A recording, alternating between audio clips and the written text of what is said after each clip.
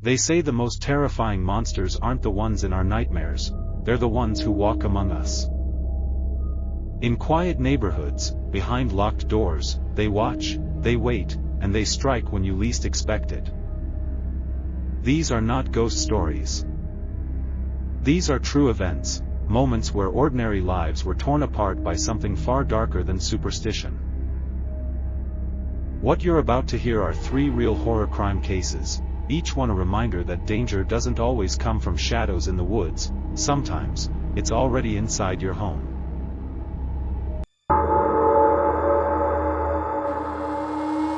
Snow had been falling all afternoon, blanketing the quiet little town in a white hush.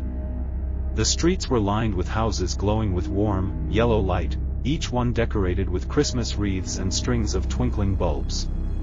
It was less than a week until Christmas, and the whole neighborhood seemed wrapped in a picture-perfect calm. A teenage boy had recently moved in with his father. Through family friends, he'd met a girl, 2 years older, with bright eyes and an easy smile. She was the kind of person who made winter feel warmer. They would talk for hours, sharing secrets over hot cocoa, sometimes walking home together under the glow of street lamps. One evening, the girl was home alone with her little brother. Their mom had gone out, leaving them to watch TV and snack on the sugar cookies they'd baked earlier. Outside, snow kept falling in thick, quiet flakes. Then, a knock came at the door. The girl opened it to find a thin, pale woman standing in the cold. Her hair was tangled, her coat hanging loosely from her frame. Her eyes darted around nervously as she spoke. She introduced herself as the sister of someone their mother had been helping. She had just been released from a mental institution, she said, and needed to talk. The girl hesitated but stepped aside to let her in. The woman's voice trembled at first, but as minutes passed, her tone shifted. Her speech grew scattered, her body tense, her movements sharp. The younger brother felt the air turn heavy, something was wrong. Without a word, he slipped quietly toward the back door and ran to a neighbor's house to call the police. What happened after he left was a nightmare. By the time officers arrived, the scene was one of unspeakable horror. The woman had attacked the girl in a frenzy, her violence so extreme that even hardened detectives later struggled to speak about it. She had murdered her, and decapitated her, visual, police lights flashing outside, detectives entering with grim expressions. What happened after he left was a nightmare. By the time officers arrived, the scene was one of unspeakable horror. Outside, snow still fell over the house. Christmas lights twinkled on the porch. The plate of cookies sat half-eaten on the counter, a quiet reminder of the innocence that had been stolen. For the boy who had just begun to know her, and for the little brother who had escaped, life would never be the same. That Christmas, the whole town carried a chill that had nothing to do with the snow.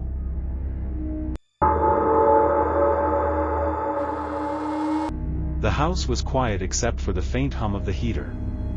Outside, the wind rattled bare tree branches against the siding, a soft tapping that faded in and out. In the child's bedroom, the glow of a small nightlight painted the walls a pale orange.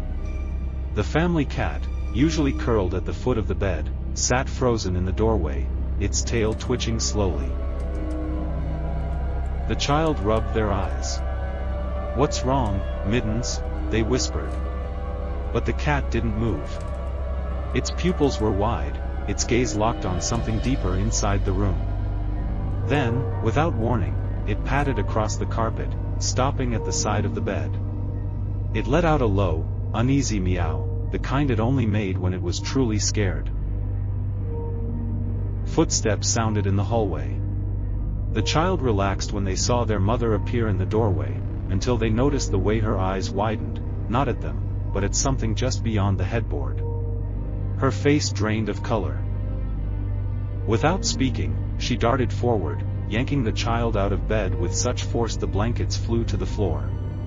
She rushed to the window, threw it open, and, in a move born purely of panic, shoved her child outside. They tumbled into the cold night air, landing hard on the frozen grass. From the yard, shivering and confused, the child looked up in time to see their mother slam the window shut. Inside, the house was now eerily silent. Moments later, the distant wail of sirens cut through the night.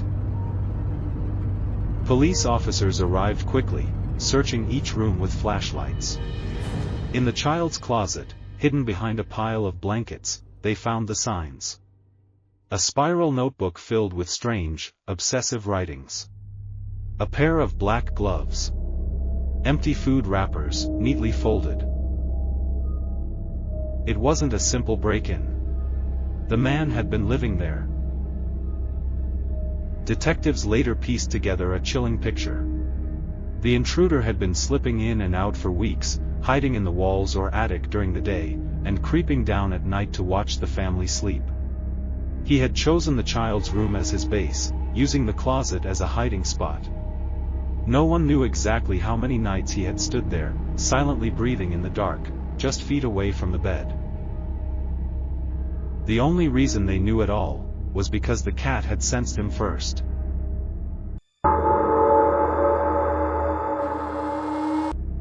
When the man first moved his family into the quiet neighborhood, he thought he'd found the perfect place to raise his young daughter. The houses were close enough for neighbors to wave, but far enough to give privacy. Or so he thought. Next door lived a young man in his mid-20s. At first, he seemed harmless, a little awkward, maybe shy. But over time, the man began to notice unsettling habits. The neighbor had an obsession with horror films and would often describe disturbing scenes in far too much detail. Worse, he seemed to have a particular fascination with the man's daughter, lingering in conversation when she was around, asking strange, personal questions about her. The father's instincts told him something was off. He started keeping a closer eye on the yard, making sure his daughter never played outside alone. One cold December night, just after dinner, there was an unexpected knock at the door. When he opened it, the neighbor's parents stood there, looking anxious. They asked if he had seen their son. He hadn't. That's when the neighbor's mother said something that made his stomach turn. "It's strange, we thought we saw him walking around upstairs in your house earlier."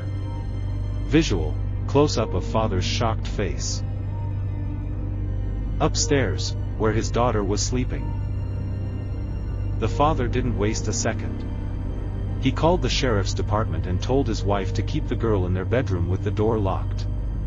Minutes later, deputies arrived, flashlights cutting through the dim hallways as they began a room-by-room search. The father followed close behind, his pulse hammering in his ears. The air upstairs felt heavier somehow, as if the house itself knew something was wrong. When they reached his daughter's room, the deputy paused at the closet. Slowly, he reached for the handle. The door swung open, and there, crouched low between hanging dresses and winter coats, was the neighbor. His eyes were wide, unblinking, a faint smile pulling at the corners of his mouth. He didn't move. When the deputies pulled him out, he spoke in a calm, almost dreamy voice. "I like to watch her sleep," he said. The father's skin went cold. The deputies later told him it was unlikely this was the first time. The man had probably been inside before, maybe many times, slipping in quietly while they were home, hiding until nightfall.